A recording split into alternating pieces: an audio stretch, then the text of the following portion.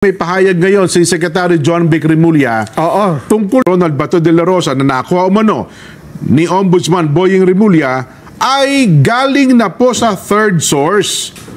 Ayun, nagpasalit-salit na pala ito. Sinabi sa kanya ni Ombudsman Boying na hindi mismo sa ICC ito nagmula. Ayun, pero pagdating anya sa form at function, mukhang official. Mukha daw pong official. Tumanggi po si Secretary John Vic na magbigay ng komento ng tanungin kung paano ipapatupad ng PNP ang posibleng warrant of arrest ng ICC kung talaga meron laban po kay Senador Bato. At sinabi niyang hintayin na lang muna ang mga otoridad ang opisyal na kopya ng nasabing order.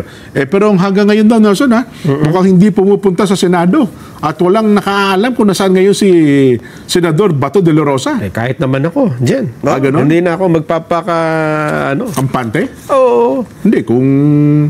Kasi sabi naman daw ata, kung nasa loob siya ng Senado, hindi rin sa basta-basta Kahit na. huhulihin doon. Sa panahon ngayon, Ganon? wala na akong tiwala.